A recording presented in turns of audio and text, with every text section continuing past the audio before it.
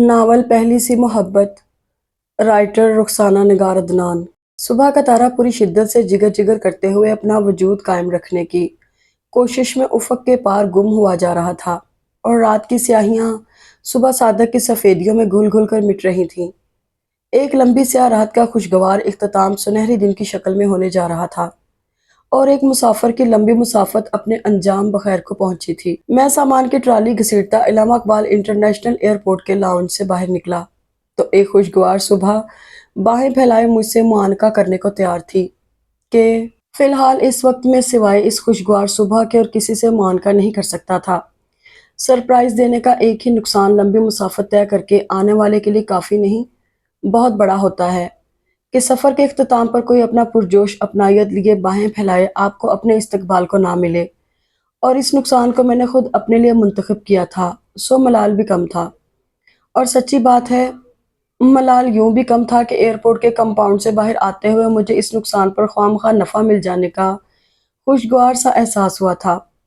एक बिल्कुल धुली धुलाई निखरी खुशगवार भीनी खुशबू वाली पुरकसाफत आलूदगी से पाक फिजा से मिलने का सरप्राइजिंग नफा बख्श एहसास, वरना इस वक्त आकर मुझे सब अपने लेने के लिए आए होते तो इस वक्त उनसे गले मिलने, जफियां डालने, हाथ मिलाने, कैसे हो कैसे है के मुकर्रर सवाल के बीच इस कंवारी नई नवेली सज धज वाली सुबह से मिलने का कहाँ मौका मिलना था। टैक्सी पर सामान रखवाते और बैठने तक मैं पूरी तरह अपने प्यारे वतन की इस प्यारी सुबह की नीम खुनक खुशबूदार अटकेलियां करती बादे नसीम के इश्क में गिरफ्तार हो चुका था।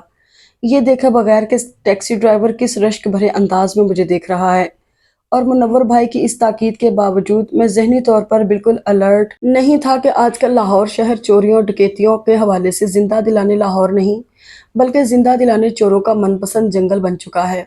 मैं खिड़की से किसी दहियाती की तरह पूरी गर्दन निकाले अपने देश की बांकी अलबेली सुबह की सांसों को अपनी सांसों में समोने की कोशिश कर रहा था। कितने अरसे बाद पाकिस्तान आए हैं। मेरी इस बचकाना बेसब्री हरकत को देखते हुए टैक्सी ड्राइवर ने क्यास किया होगा कि मैं शायद ज़मानों बाद इधर लौटा हूँ। 2.5 साल बाद। मैंने गहरा सांस लेते हुए ठंडी मुअत्तर हवा से बड़ा सा घूंट भरा और ज़रा सा सर अंदर करते हुए इत्मीनान से जवाब दिया। टैक्सी ड्राइवर लम्हा भर को हैरान हुआ और फिर ड्राइविंग करने लगा।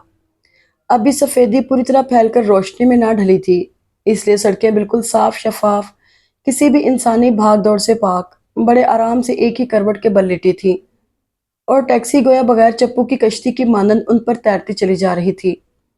मैं बाहर के नज़ारों में मगन था, और ड्राइवर जमाइयाँ लेते हुए मुंदी मुंदी आंखों से ड्राइविंग में दो एक बार मुझे ख्याल आया उसे टोकूं, भाई ज़रा 10 मिनट को इस नींद से रुखसत ले लो, वरना मुझे अपने घर वालों से मिले बगैर इस जहां से रुखसत करा दोगे।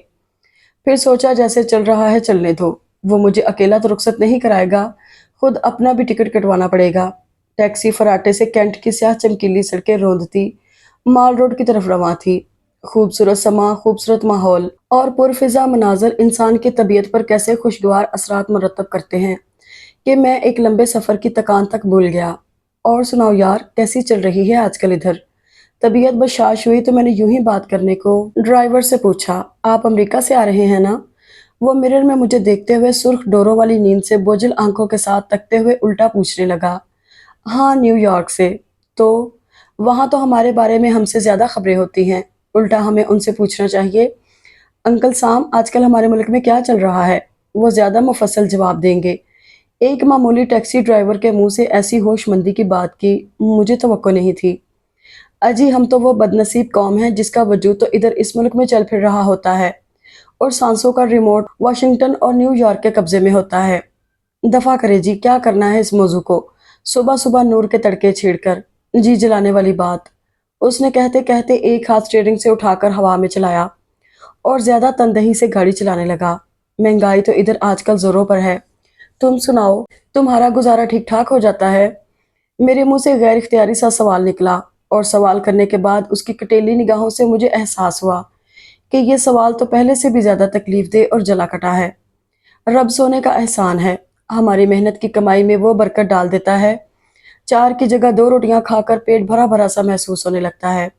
ना भी हो तो खुद को महसूस करवाने की कोशिश में कामयाब हो जाते हैं। तो ये उसका एहसान ही हुआ ना।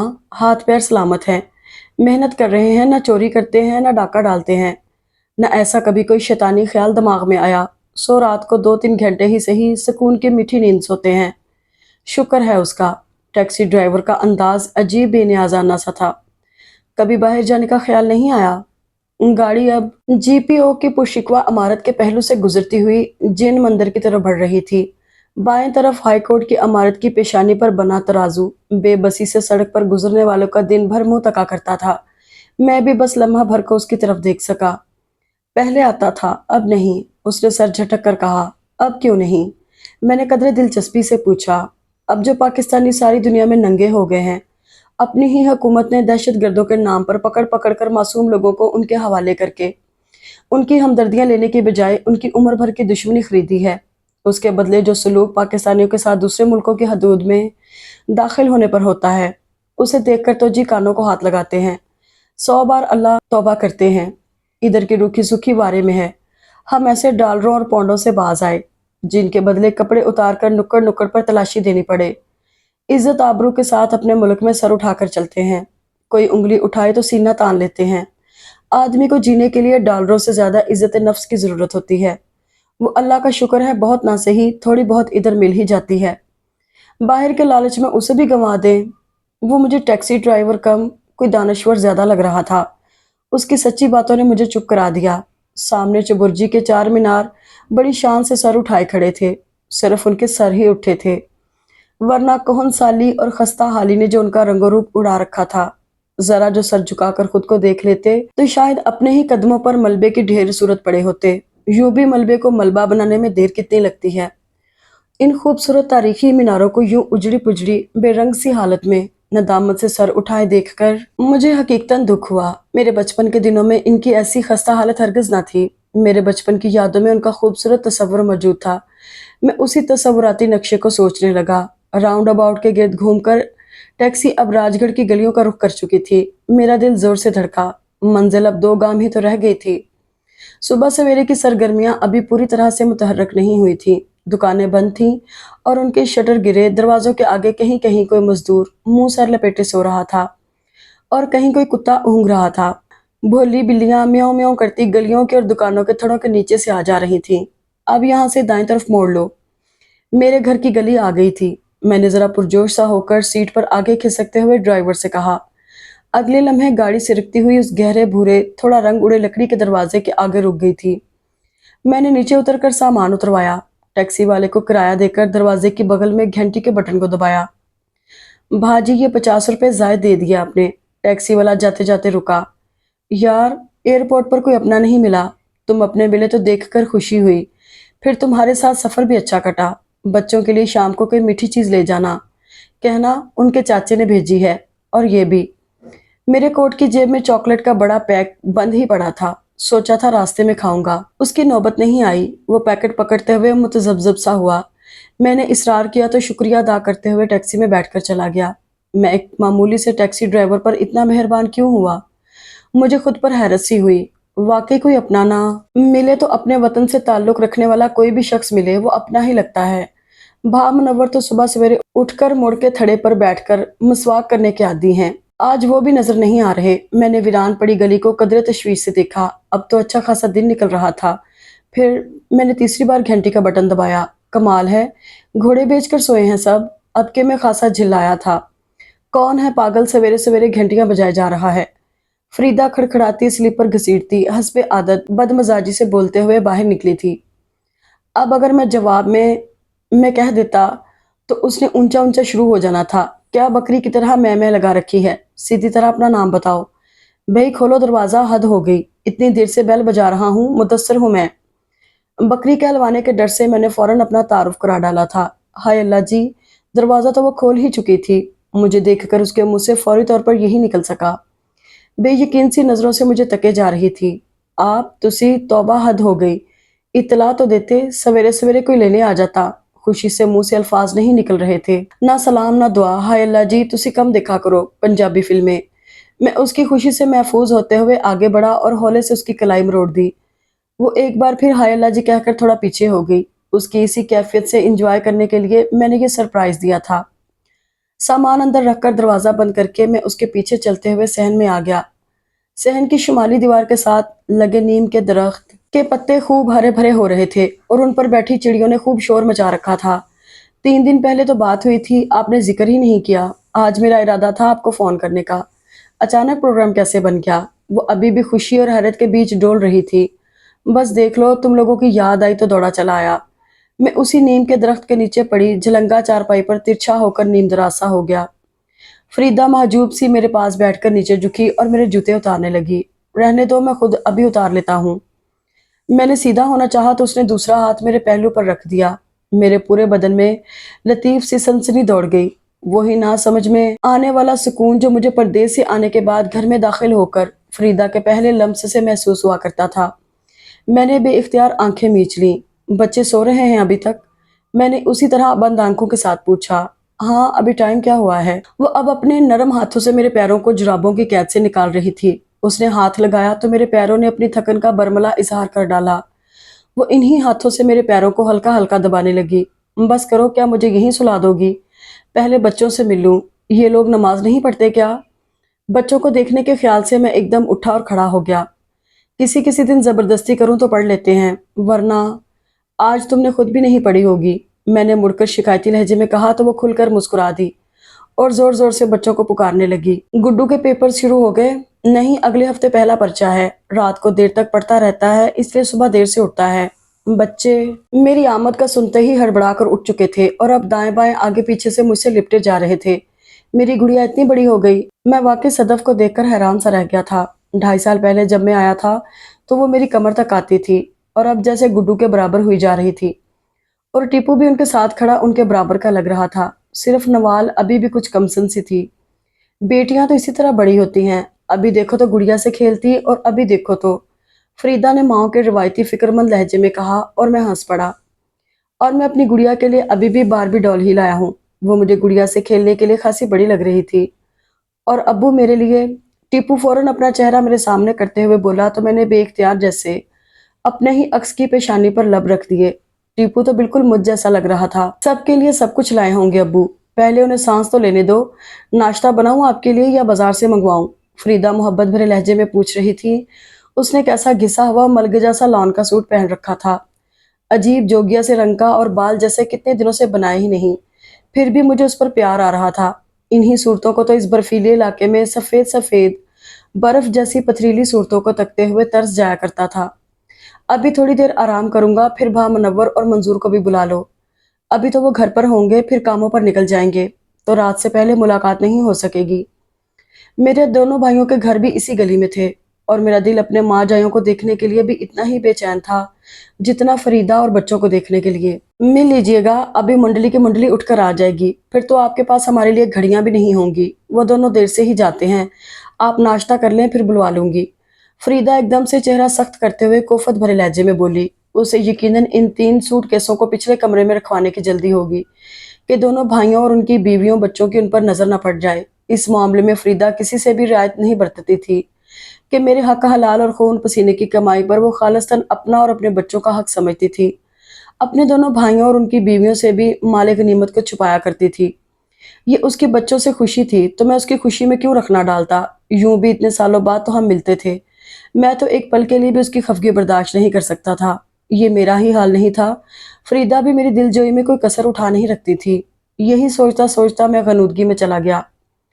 सारा दिन ही गहमा गहमी में गुजरा। एक तो मेरी आमद बिना इत्तला थी, दूसरे भा मुनव्वर की अफशा की शादी इन दिनों तय करने का सोचा जा रहा था। मेरी आमद ने भा मुनव्वर के जोश को बढ़ा दिया। बस भाई, शादी की तारीख इसी महीने के आखिर तक रख लो। महीना तो अपना मुदस्सर इधर ही है। लहीम शहीम से भा मुनव्वर ने मुझे अपने बगल में लेते हुए खूब ऊंची आवाज में कहा।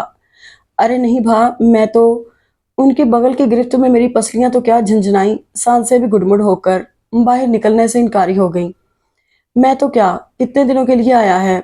उन्होंने झटके से मुझे अपनी बगल से परे किया। सिर्फ 1 हफ्ते के लिए। भा मुनव्वर और दूसरे तो शायद मुझे बाद में घूरते। बरामदे से गुजरती फरीदा ने ये सुनते ही सामने से गुजरती गुड़िया की कमर में जोर से धप लगा दी। पढ़ो मरो अंदर जाकर, सारा दिन इधर तो मेला लगा रहेगा। न तुम भी दांत निकालती डेले फाड़ती इधर टिकी रहोगी। फरीदा की आवाज और अल्फाज दोनों ही ऐसे काटदार थे कि सहन में बैठी कह कह लगाती। महफिल की हंसी यकलख्त थम गई। चलो भाई, कुछ देर मुदस्सर को भी आराम कर लेने दो। शाम को गप होगी। जुबैदा को फोन कर दिया तूने मुदस्सर? भा मुनव्वर सबसे सियाने थे, अगले का चेहरा देखकर उसके इरादे भांप लिया करते थे। उन्होंने उठते हुए महफिल बर्खास्त कर दी। अभी कर दूंगा, वैसे मेरा ख्याल था मैं कल या परसों जाकर खुद ही मिलाता, 5-6 दिन तो मैं हूं इधर। मैंने थोड़ा शर्मिंदा से लहजे में कहा। फ्रीदा कभी कभी हद ही कर देती थी। मैं कौन सा रोज यूं भाइयों की मंडली से जाकर बैठा करता था, सालों बाद तो ये मौका मिलता था, वो भी नसीबों की बात। मुझे गुस्से के साथ रंज सा भी हुआ। ओहो, इधर ही बुला लेते हैं, कसूर कौन सा दूर है। बल्कि बहन भाई जरा 2 घड़ी बैठ जाएंगे, अब तो वो भी महीनों नहीं आती। शकीला तो चलो परदेस में हुई, तुम रहने दो, मैं जाकर उसे फोन कर देता हूँ। भा मुनव्वर बात खत्म करते हुए अपने बेटे और दोनों बेटियों को आगे लगाए बाहर निकल गए। भरजाई पहले ही जा चुकी थी। फरीदा अब किचन में बर्तन खड़काने में लगी हुई थी। इन खड़कते बर्तनों का साफ मतलब मुझे अंदर बुलाना था, थोड़ा नखरा, थोड़ी उल्फत जतानी। पर न जाने क्यों उस घड़ी मेरे दिल में जैसे उदासी लहर लहर उतर कर अपनी तहें जमाने लगी थी। इसी वेड़े में बेबे और अब्बा जी कभी इस चारपाई पर बैठकर हम तीनों भाइयों और दोनों बहनों को ऊंची ऊंची आवाजों में बुलाया करते थे। ऊपर वाली मंजिल पर चाचा बशीर, उनके 4 बच्चे और बीवी रहती थी। अब्बे से 3 साल छोटा था चाचा बशीर, जमाने भर का नखट्टू और नकारा। सारा दिन ऊपर वाली मंजिल पर बर्तन खड़काते या तका फजीती रहती थी। तीसरी मंजिल पर अब्बे का चाचा शरीफ अपनी बेवा बेटी और उसके 3 बच्चों के साथ रहा करता था। यानी इस 3.5 मरले के घर में 18 अफराद रहा करते थे। और ऊपर चुबारे में बेबे का नशई भाई मामू तुफैल फालतू काट कबाड़ के साथ दिन रात मुंह खोलकर हाथ पैर छोड़े सोया रहता था। हमारे घर के 2 कमरे, ये मिट्टी का सहन और बरामदे में खुला बावर्ची खाना, खानदान के अच्छे घरों में शुमार होता था। अपने भाई के बरक्स अब्बा मैकेनिक थे। अपनी कोई बाकायदा दुकान तो नहीं थी, पर सारे इलाके को मालूम था ये सिराजदीन बिजली का बड़ा अच्छा मैकेनिक है। उस वक्त चूंकि बिजली के इतने आलात नहीं थे, मोटरें इक्का दुक्का बल्कि ना होने के बराबर लगी थीं। मोहल्लों में सरकारी पानी की फरावानी थी, सो अब्बा की कमाई तो ज्यादा ना होती, मगर फिर भी हमारा गुजारा अच्छा हो ही जाता। मोहल्ले में होने वाली एक आध शादी में बत्तियां लगाने का काम मिल जाता तो चंद दिन काम के बगैर भी अच्छे गुजर जाते। हम सब अब्बा और अब्बे की कमाई को यूं ही समझा करते थे। बेबे तो अक्सर ताने भी दिया करती थी, जा जाकर देख लोगों ने घरों में क्या रेल पे लगा रखी है। ऊपर तेरा भाई बशीर ही नहीं, मौसम की पहली सब्जी पहला फल, ख्वाह कितना महंगा क्यों ना हो, उसके घर आता है। और हम जब वो फल सब्जी मौसम के दरमियान में टके टके सेल बिक रहा होता है, तब नसीब होता है। तू हमारे लिए क्या करता है? मुनव्वरे को पंच करा के उठा लिया। ये मुदस्सर और मंजूर रो रो कर 5वीं कर लें तो इन्हें भी घर बिठाकर मैकेनिकी सिखा देना, नहीं तो मुनव्वरे की तरह बैठे मंजियां तोड़ा करेंगे। कोई 4 दिन हम भी अच्छे देख लें। ये शायद बेबे का ना शुक्रापन था कि 4 दिन अच्छे आते अल्लाह ने नाराज होकर उनके गए गुजरे मुवाफिक दिनों को भी हमारे बीच से उठा लिया। मैं 9वीं में था और मंजूर 7वीं में। भा मुनव्वर ने चाचा बशीर की उल्फत से खूब उल्फत बढ़ाने के बाद घर में तड़ियां धमकियां लगाकर अब्बे और बेबे को शादी पर राजी कर लिया था। अगरचा अभी तक भा मुनव्वर ने काम के नाम पर कभी तिनका दोहरा नहीं किया था। चाचा बशीर के अच्छा सोचते हैं का जवाब सुनकर अब्बे ने भा मुनव्वर को किसी दुकान में नौकर रखवा दिया। पहली तनख्वाह आई तो बकौल अम्मा के शरीकों के मुंह बंद हो गए और चाचे बशीर को बगले झांकते हुए हाँ करते ही बनी। उल्फत ऊपरी मंजिल से नीचे आ गई और हमारा घर जो पहले ही सुकड़ सुकड़ कर 2 कमरों में गुजारा कर रहा था, एक कमरे में आ गया। अब्बा और बेबे मुस्तकिल बरामदे में मुंतकिल हो गए। इन्हीं दिनों अब्बा ने अपने रिश्ते की बहन के घर जुबैदा का रिश्ता तय कर दिया। तारीख रखी थी कि एक घर में मोटर ठीक करते हुए अब्बा को जो बिजली का झटका लगा, उसका दूसरा सांस ना निकला और हमारे घर से वो गए गुजरे दिन भी उठ गए। जुबैदा की शादी में घर के बस 2-4 बर्तन भांडे बिकने से रह गए और जो कर्ज चढ़ा वो अलहदा। अब्बे की जुदाई, मुआशी अबतरी और घर में बढ़ती हुई उल्फत की जोरावरी ने बेबे को मुस्तकिल चारपाई पर डाल दिया। मैं 10वीं भी मुकम्मल न कर सका और मंजूर ने 7वीं भी न की। मुझे शुरू से अब्बे के काम से दिलचस्पी थी और मैं बचपन से अक्सर साथ ही जाया करता था। फ्यूज लगाना, पंखा लटकाना, बल्ब ट्यूबलाइट, मोटर फिट करना, शादी ब्याह में बत्तियां लगाने के लिए कनेक्शन की तारें कहाँ जोड़नी है, सब अब्बे के सिखाए बगैर ही सीख गया। और पता भी नहीं चला कब लोग सिराजदीन के दरवाजे पर आकर मुदस्सरे की आवाजें लगाने लगे और मैं अपना टूल बक्स व पेचकसों, टेस्टर और दूसरे औजारों का थैला उठाकर उनके साथ निकल पड़ता। भा मुनव्वर के हड हरामी ने उन्हें 2-4 माह से ज्यादा पहली नौकरी पर टिकने नहीं दिया। वो 4 महीने काम करता और 8 महीने घर बैठकर माँ और बीवी के मार्कों में कभी एक फरीका हामी बनकर जूते ताने खाता तो कभी दूसरे की लाते। अब घर की सारी जिम्मेदारी खुद ब खुद मेरे कंधों पर आ गई थी। फरीदा मामे सदीक की तीसरे नंबर वाली बेटी थी। इससे पहले 2 भाई और बाद में एक बहन थी। وہ خود کیسی تھی مجھے اس کا احساس انہی دنوں ہوا تھا جب وہ بہانے بہانے سے مامی کے ساتھ بن ٹھن کر بیبے کی خیریت پوچھنے اور الفت بھابھی سے ہونے والے مارکوں کی تفصیل جاننے کے لیے آیا کرتی تھی۔ سوکھی چوہیا جیسی چوٹی کو اپنے بالوں سے دگنے بھاری پراندے میں لپیٹے فریدہ میں کوئی خاص بات نہیں تھی، پر اس کی غلافی موٹی موٹی آنکھیں اس کے سوکھے ہڈیوں کے ابھار والے رخساروں اور بڑے سے دھانے کے سارے ایپ کو انوکھے سے پرسوز حسن میں بدل دیتی تھی۔ ان آنکھوں نے مجھے ان دنوں ڈسٹرب کرنا شروع کر دیا جب مجھے عشق محبت کے معنی معلوم تھے نہ ان کو پالنے کا وقت۔ پھر بھی قدرت نے جیسے میرے معصوم جذبہ شوق کو بھانپتے ہوئے فریدہ کو ہنگامی بنیادوں پر میرا نصیب بنانے کا فیصلہ لکھ ڈالا۔ بیبے کو ایک رات دل کا دورہ پڑا۔ دورہ تو معمولی تھا پر اس کے نفسیاتی اثرات بڑے سنگین تھے، اور نامعلوم میرا بیبے پر کیا بھار تھا کہ اس نے اگلے 2 دنوں میں اس جان لیوا دورے سے سنبھلتے ہی شام و شام بھائی کی منت ترلے کر کے میرا اور فریدہ کا نکاح پڑوا دیا۔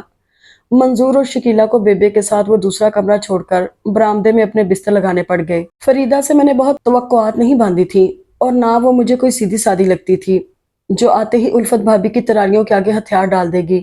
میں دل ہی دل میں گھر میں برپا ہونے والی نئی جنگوں کے لیے خود کو تیار کر چکا تھا، مگر میرے خیالات کے بالکل برعکس فریدہ بہت محبت کرنے، خیال رکھنے والی اور تھوڑی کم گو نکلی، اپنے طبقے کی دوسری لڑکیوں سے خاصی مختلف۔ یہ مجھے خاصی خوشگوار سی حیرت ہوئی، اور بیبے اس سے سراسر میری خوش قسمتی گردانتی تھی، اور میں جس دورے کو معمولی جان رہا تھا وہ میری شادی کے تیسرے مہینے بیبے کی جان لے گیا، اور برآمدے میں شکیلہ اور منظور کی چارپائیاں رہ گئیں۔ برآمدے کے سونے منظر کو یاد کرتے میری آنکھوں میں نمی اتر آئی۔ میں آنکھیں مسل رہا تھا جب فریدہ کھٹر پٹر کرتی ناراض چہرہ لیے میرے پاس آ کر بیٹھ گئی۔ 6 دنوں کے لیے آنے کی بھلا کیا ضرورت تھی؟ جہاں 2.5 سال سے دل پر جدائی کا پتھر رکھے بیٹھی تھی وہاں کچھ اور مہینے سہ لیتی۔ 2.5 سالوں بعد مہینے کی چھٹی بہت زیادہ لگی تھی کیا؟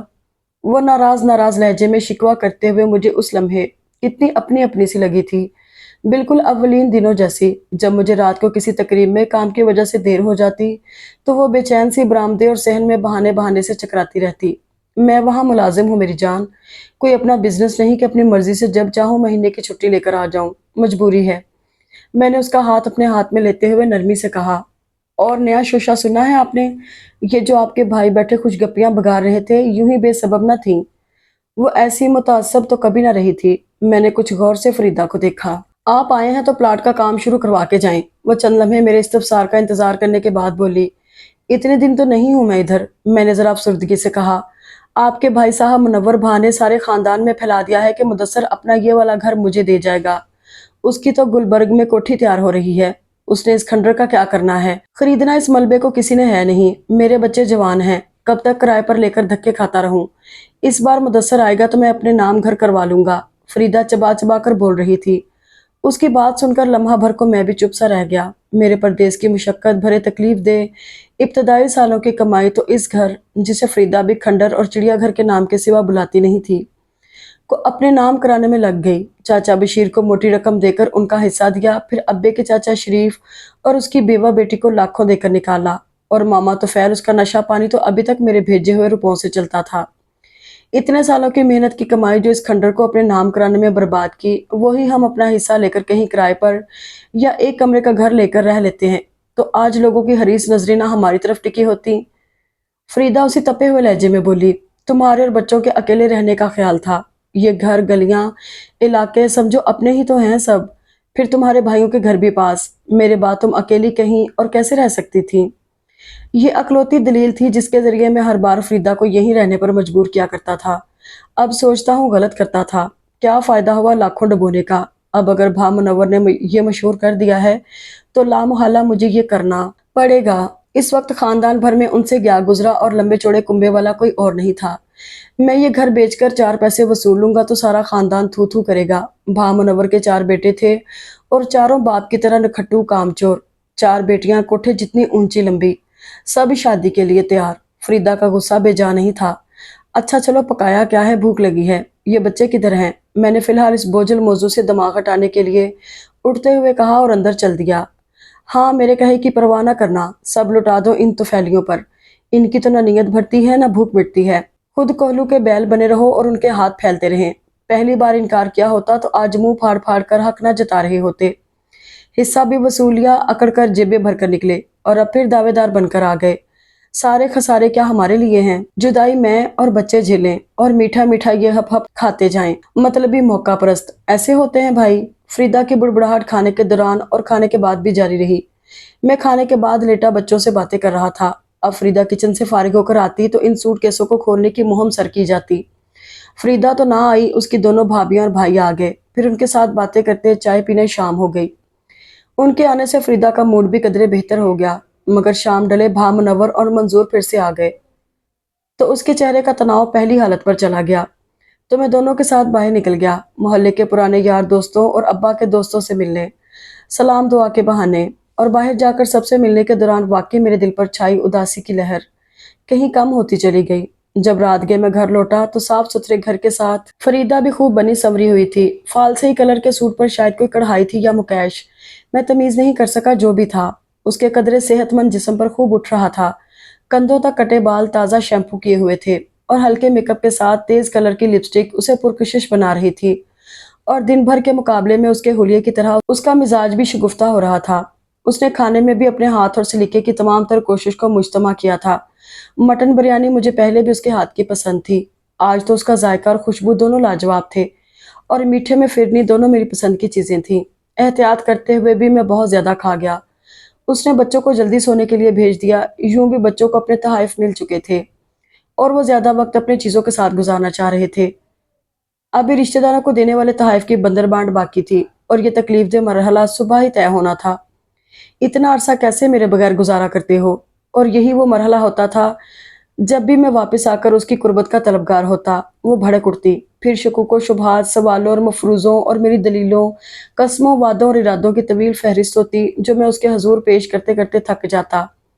اگرچہ انجام کار وہ ایک مشرقی بیوی کی طرح شوہر کی رضا و خوشی کی خاطر سرنڈر تو کر دیتی، مگر میرے دل میں بال سا آ جاتا کہ اسے میرا یقین کیوں نہیں۔ کس طرح پردیس میں پھرا، اس دیس میں کہ جہاں قدم قدم پر ترغیبات یوں سر راہ آدمی کا رستہ کاٹتی ہیں جیسے کوئی نشان راہ، اور میں کیسے کیسے ان ترغیبات سے نگاہیں چرا کر راستہ بدلتا ہوں، یہ میں جانتا ہوں یا میرا اللہ۔ مرد ہو کر کیسے اتنے پاک باز رہ سکتے ہو، وہ بھی اس شہر میں جہاں قدم قدم پر راستہ روکنے والی ہوں گی۔ وہ سرنڈر کرتے کرتے بھی تانا مار جاتی اور میرے پاس دلیلیں کم بڑھنے لگتی۔ میں جانتا ہوں کہ میں اپنی قسموں میں کتنا سچا ہوں اور اس کے ساتھ بندھے ہوئے تعلق میں کتنا کھرا، پھر بھی اسے یقین نہیں آتا، تو اس مقام پر آ کر میرا دل چاہتا ہے میں اسے لات مار کر سارے شکوک قبولتے ہوئے ہمیشہ کے لیے اسے چھوڑ کر دفع ہو جاؤں اور اس سے صرف ڈالرز کے ٹرانسفر کا تعلق رکھوں اور اس سے سارے تعلق توڑ ڈالوں۔ مگر اس کے باوجود میں ایک کمزور شوہر تھا کہ کسی بھی صورت اپنی بیوی سے نہ تو بے وفائی کر سکتا تھا، نہ اپنی تذلیل پر قطع تعلق۔ وہ اب میرے پہلو میں مطمئن سو رہی تھی اور میں کڑ رہا تھا۔ اگلی صبح کافی لے دے کے بعد فریدہ کو سب وہی تحائف دینے پر راضی ہو ہی گئی جو میں سب کے لیے لایا تھا۔ ابھی راشد بھائی آئیں گے، جا کر پلاٹ پر ہو آئیے اور ٹھیکیدار سے مل کر سارا نقشہ اور خرچ سمجھ لیجئے۔ اب میرے بھائیوں نے تو سارے ٹھیکے نہیں لے رکھے، پلاٹ بھی خرید کر دیا، اب اس کی تعمیر کے لیے بھی وہی بھاگ دوڑ کریں۔ میں بھی کچھ حیران تھا، فریدہ نے کل سے بھائی کے کارنامے کو جتایا نہیں، اور میں بھی جتاتا جتاتا رہ گیا کہ تمہارے بھائی نے جو پلاٹ کی رقم سے کٹوتیاں کر کے اسی علاقے میں اپنا پلاٹ خریدا ہے، کیا ایک کرائے کی ویڈیو شاپ سے گلبرگ کے پوش ایریے میں 7 مرلے کا پلاٹ لینا ممکن ہے اس کے لیے؟ میری شوہرانہ وفاداری پھر آڑے آ گئی۔ اچھا چلوں گا، لیکن تعمیر کے لیے یکمشت اتنی بڑی رقم نکالنا مشکل ہوگی۔ تم سے کہا تھا 10-12 مرلے کا پلاٹ لے لو، مگر تم نے تو کنال کا لفظ منہ سے نکالا اور پورا کر کے ہی چھوڑا۔ اب اس کنال پر گھر بنانا آسان کام ہے؟ میں چپ رہنے کا سوچ کر بھی کہہ گیا، ہاں تو ساری زندگی اس چڑیا گھر میں گزاری ہے، اسارے کے دماغ کے کھنڈر میں، کہ برسات ہو یا گرمیوں کی آندھیاں، دل ڈرتا ہی رہتا ہے کہ یہ ملبہ ہمارے اوپر آ کر ابھی ہمارا مقبرہ بنائے کہ بنائے۔ اب اگر اتنی دشواریوں کے بعد اللہ نے موقع دیا تو بندہ اتنا گھر تو لے کہ کھل کر سانس آ سکے۔ ساری زندگی تو سہم سہم کر گزار دی، ایک خوشی تم میری پوری نہیں کر سکتے۔ بہن بھائیوں کے منہ سے نکلا ہر غلط سلط لفظ بھی تمہارے لیے حدیث۔ وہ حسب توقع نان سٹاپ بولتی چلی گئی۔ میرے سیل فون کی بیپ بج رہی تھی، میں جان چھڑا کر اٹھ گیا۔ جی حاجی صاحب خیریت سے پہنچ گیا؟ جی اللہ کا شکر ہے۔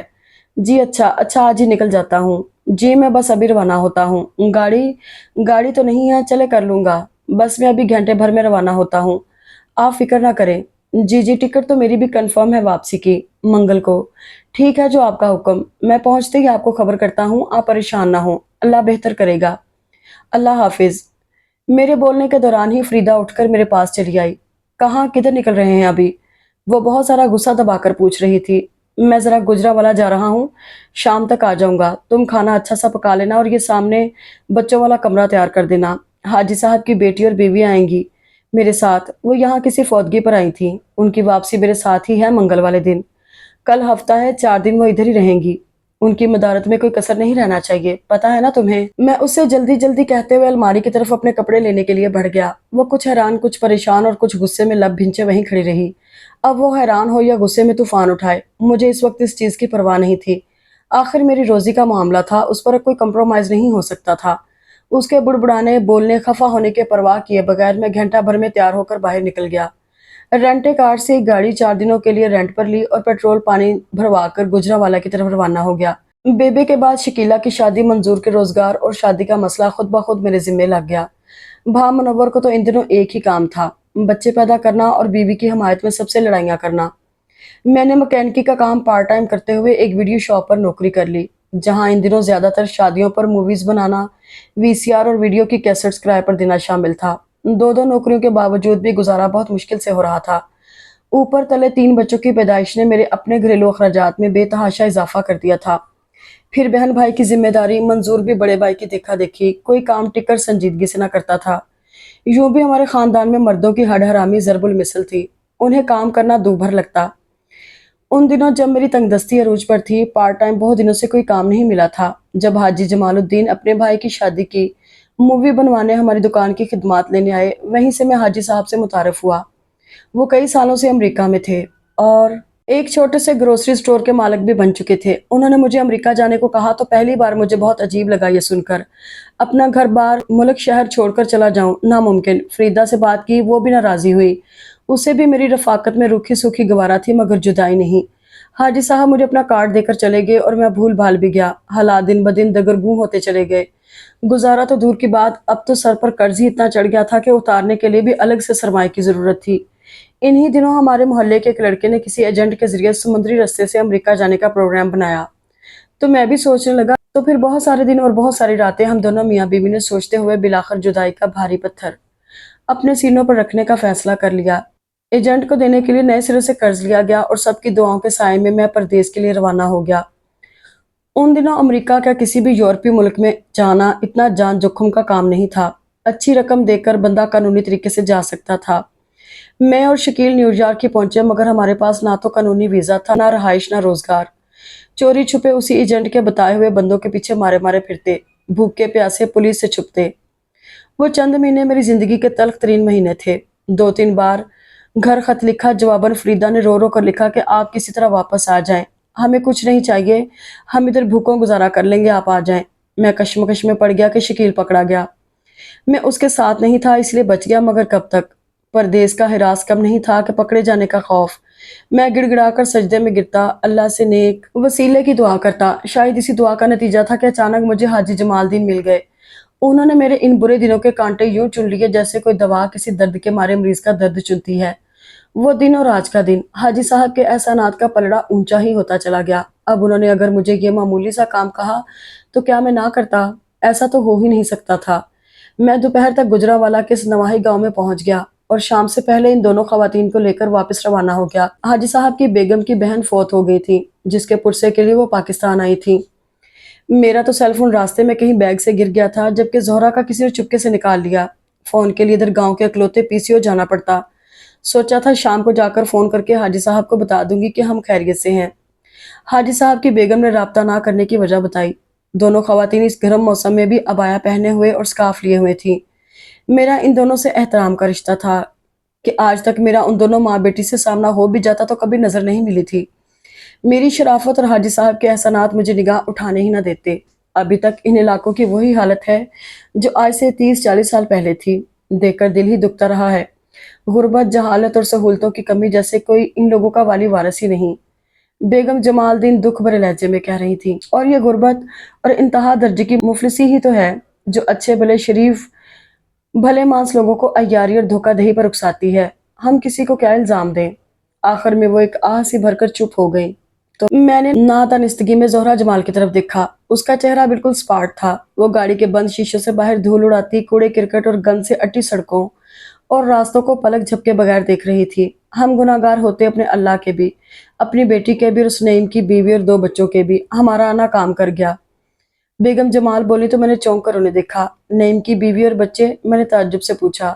हाँ, और फकत अपने पैर जमाने की खातिर उसने अपनी बीवी, उसके घर वालों और अपने घर वालों को सख्ती से ताकीद कर दी कि कोई तहकीक करने आए तो कह देना नईम तो अपनी बीवी को तलाक दे चुका है। अल्लाह मेरी तौबा, पैसे के लिए ये लोग कैसे कैसे मुकद्दस रिश्तों को दागदार कर डालते हैं। मैंने सब सुनकर अपने लब सी रखे। झगड़ते भी तो किससे? पहले हमारी बच्ची के साथ धोखा हुआ, उल्टा हमने हर्जाना अदा किया। अब अगर ये नईम, प्लीज अम्मी जान चेंज द टॉपिक।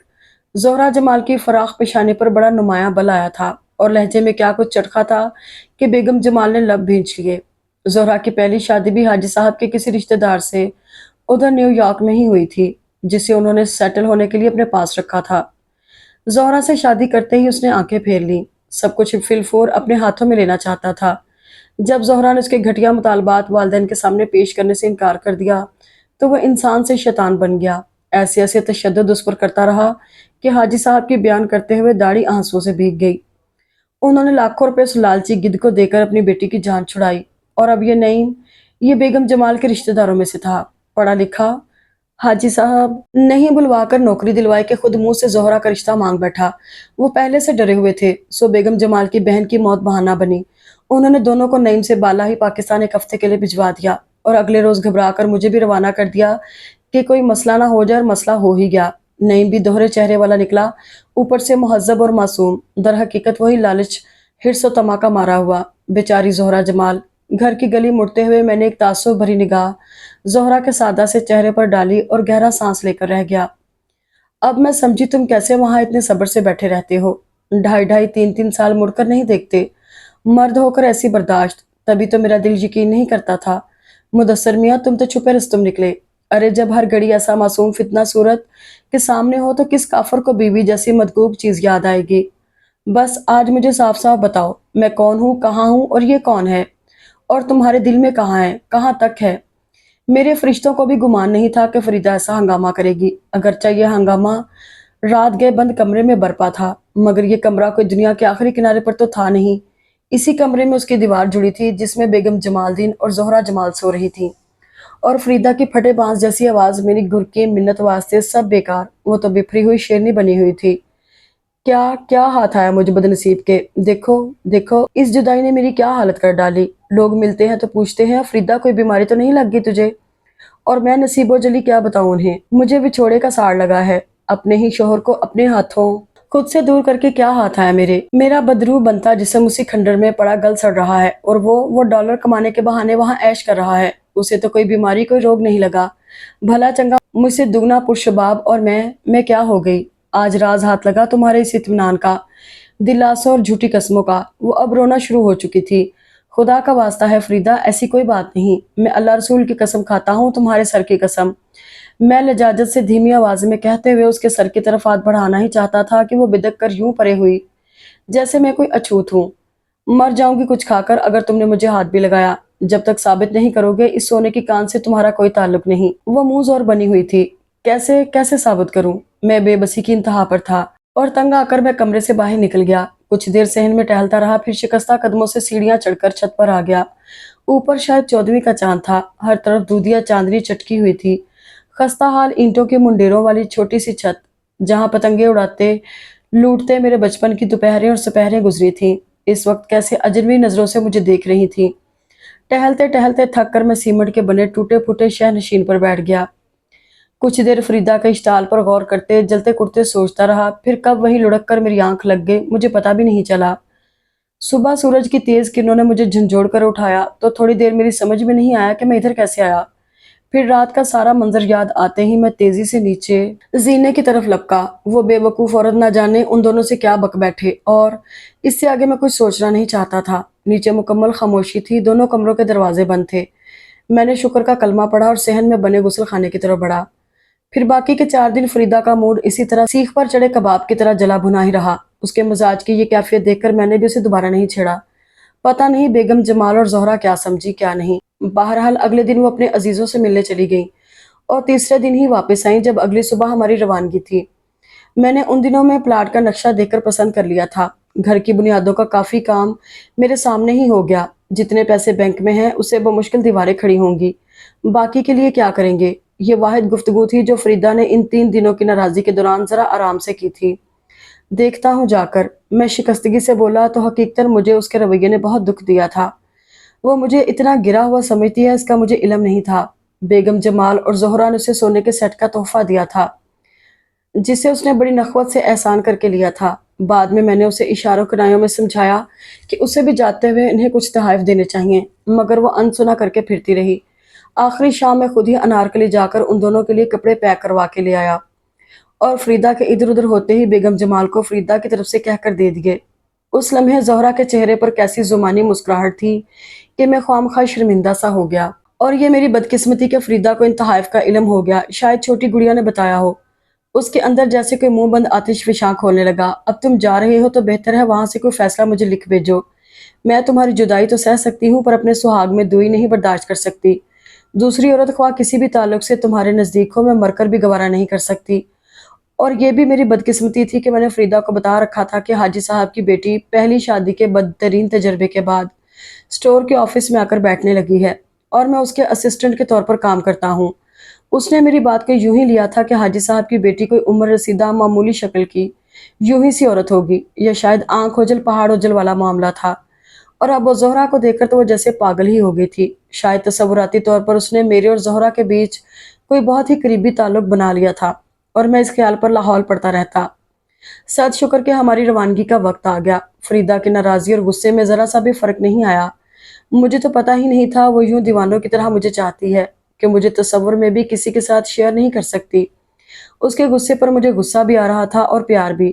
اب جا کر حاجی صاحب سے کہوں گا مجھے 1 مہینے کی چھٹی دیں، میں اپنے گھر کا کام مکمل کروانا چاہتا ہوں اور اپنی اتنی محبت کرنے والی بیوی کے سارے گلے شکوے دور کرنا چاہتا ہوں۔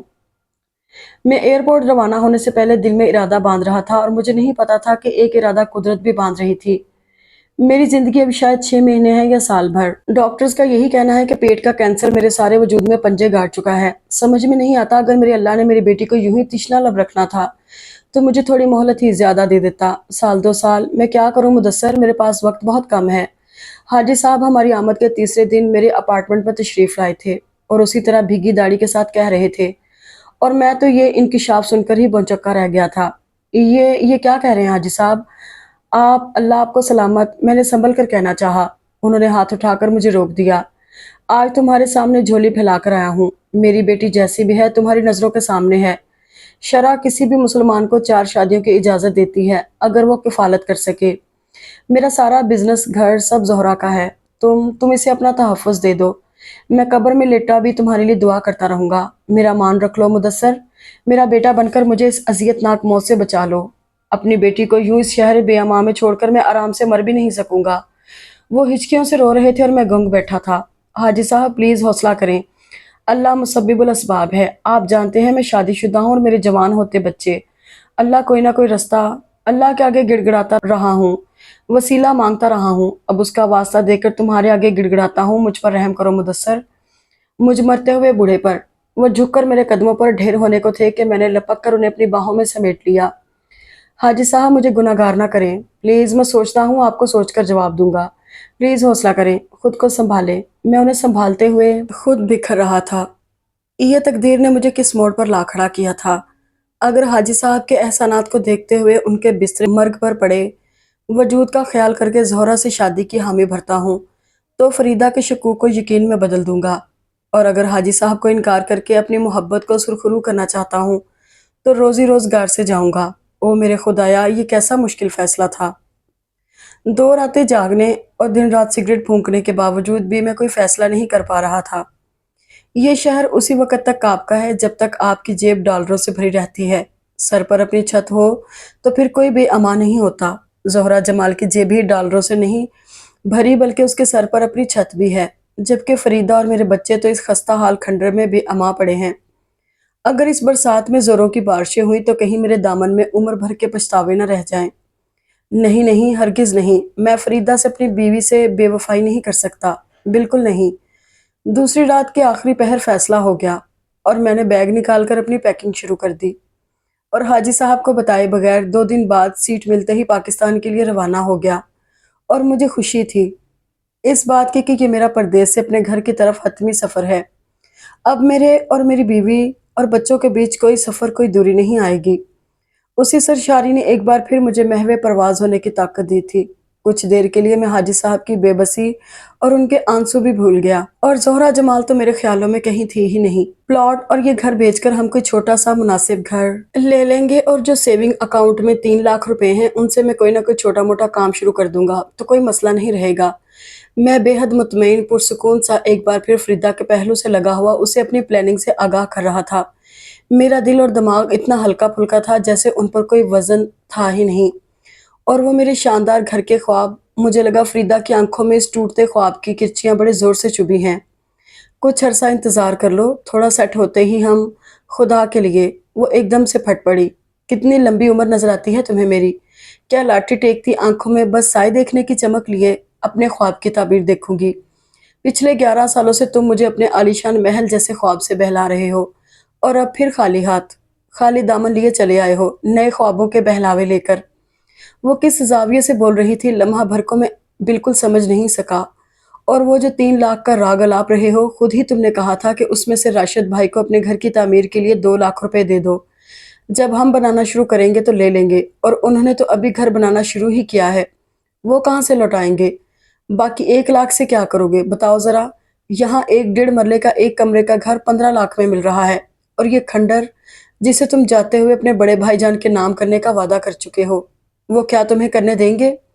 وہ بول رہی تھی کہ چٹک رہی تھی، گیلی لکڑی کی طرح اس میں سے چنگاریاں اور دھواں نکل رہے تھے، اور میں ٹکر ٹکر آنکھوں میں چپتے دھوئیں کی پرواہ کیے بغیر اسے دیکھے جا رہا تھا۔ اور بچے، ان کو جو پچھلے سال مہنگے ترین اسکولوں میں داخل کرایا ہے، 2-4 سالوں میں کالجوں میں، اور پھر ان کی شادیاں، ساری عمر تو کما کما کر بہن بھائیوں میں لٹاتے رہے ہو، اب اپنے بچوں کا ٹائم آیا تو کفایت شعاری، قناعت اور رکھی سکھی کے سارے درس یاد آ گئے۔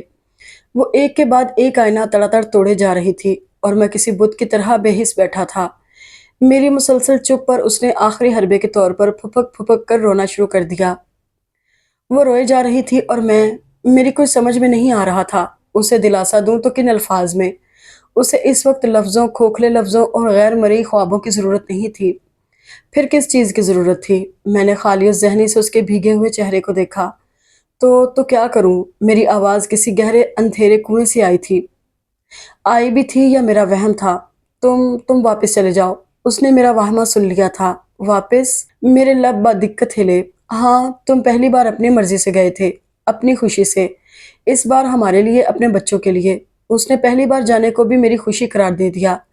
عورت بہت سارے تاوان، ذمہ داریوں کی صورت مرد کے کندھوں پر رکھ دیا کرتی ہے، اور واپس جانے کی قیمت معلوم ہے تمہیں؟ میں نے تلخی سے اسے دیکھا۔ ہماری گفتگو اسی مقام پر آ کر تھم گئی جہاں سے چلی تھی۔ لمحے ہم دونوں کے بیچ سائیں سائیں کرتے سرکنے لگے۔ تم جا کر زہرہ جمال سے شادی کر لو، میں تمہیں خود خوشی سے اجازت دیتی ہوں۔ مجھے امید تھی یہ بم پھوڑتے ہوئے وہ دھاڑے مار کر روئے گی، مگر اس کا چہرہ سپاٹ تھا، آنسوں سے تھوڑا گیلا، تھوڑا خشک، مگر بالکل سپاٹ۔ تم زہرہ جمال سے شادی کر لو، اس نے یوں کہا تھا جیسے کہہ رہی ہو تم دوسرے کمرے میں جا کر سو جاؤ، اس کے سوا اور کوئی راستہ نہیں۔ نہ بتانا اپنے قبیلے کنبے کو، اور بتا بھی دو تو انہیں پرواہ نہیں ہونا چاہیے جب مجھے پرواہ نہیں ہو تو ہیں؟ اس نے ذرا دلبر سے انداز میں کہتے ہوئے انگلی سے میرے رخسار کو چھوا۔ میرا سر جھک گیا۔ ابھی یہاں کسی کو پتہ نہیں کہ تم آئے ہو، اور تمہارے حاجی صاحب کو بھی شاید نا علم ہو، اور اگر ہو بھی تو کوئی مضبوط بہانہ کہ بیوی مرتے مرتے بچی، اس کا پتہ کرنے گیا تھا، یا کہہ دینا وہ مر گئی۔ اس نے بے تاثر لہجے میں کہا۔ کچھ دیر مجھے دیکھتی رہی، پھر اٹھ کر باہر نکل گئی۔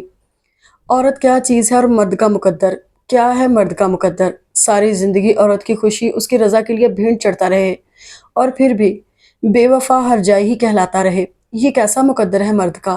سارے فیصلے ظالمانہ کٹھور فیصلے عورت کرے، پھر بھی وہی مظلوم کہلائے، مرد ظالم جابر۔ جیسے جیسے سب سنیں گے تو مجھ پر 100 بار لعنتیں بھیجیں گے کہ وفادار بیوی کو لات مار کر دوسری عورت کو دولت کی ہوس میں اپنا لیا۔ مجھ سے بڑا ظالم کون ہوگا؟ اور فریدہ سے بڑھ کر مظلوم کون؟ میں یہ سب کچھ جانتا تھا، فریدہ کے فیصلے کے آگے سر جھکانے کے باوجود سمجھتا تھا کہ میں خود پر کیا ظلم ڈھانے جا رہا ہوں، ساری دنیا کی ملامت سہنے جا رہا ہوں، اور اس ظالمانہ فیصلے کی ڈوری جس کے ہاتھ میں ہے وہ سب کی نظروں میں مظلوم ہوگی، بیچاری بے بس۔ اور پھر بھی میں نے اس کے فیصلے پر عمل کیا۔ کھوٹ اس کی محبت میں تھا یا میرے ارادے میں؟ میری قسمیں بودھی تھیں یا فریدہ کی محبت کمزور؟ یا ان دونوں سے بھی بڑی کوئی حقیقت ہے؟ اس کرۂ ارض کی، اس دور کی سب سے بڑی حقیقت، عاشق کی پہچان محبوبہ کی محبت، بے لچک ارادے اور سچی محبت سے طاقتور، دولت کی حقیقت، ڈالر کی طاقت، جس کے آگے فریدہ کی محبت سرنگوں ہو کر گئی، اور میری قسمیں، وعدے، ارادے سب مٹی کا ڈھیر ہو گئے۔ میں جتنا سوچتا ہوں اتنا الجھتا ہوں، ان تین ریشمی دھاگوں کی ڈور الجھتی جا رہی ہے، اور میرے ہاتھ، میرا دماغ ان تین ریشمی الجھنوں کو سلجھاتے سلجھاتے لہو ہو رہا ہے۔ محبت، یقین اور دولت، ان میں سے کس کی ڈور سب سے مضبوط اور غالب ہے؟ وہ حقیقت جس کو مان کر میں اپنی بیوی، اپنے شہر، اپنے گھر اور گلیوں کو غیر معینہ مدت کے لیے الوداع کہہ آیا ہوں۔ آخر اس غیر متزلزل حقیقت کو میرا دل کیوں نہیں مان رہا؟ شاید محبت اور یقین کی کوئی بجھی ہوئی چنگاری سلگ رہی ہے، بجھ جائے گی، دولت کے ڈھیر کے نیچے دب کر وہ بھی بجھ جائے گی۔ میں نے تھک کر اپنا سر جہاز کی سیٹ سے ٹکا دیا اور آنکھیں بند کر لیں۔ اگر آپ کو یہ ناول پسند آیا تو ویڈیو کو لائک اور چینل کو سبسکرائب ضرور کریں، اور آپ کو یہ سٹوری کیسی لگی کمنٹس میں ضرور بتائیے گا۔ شکریہ۔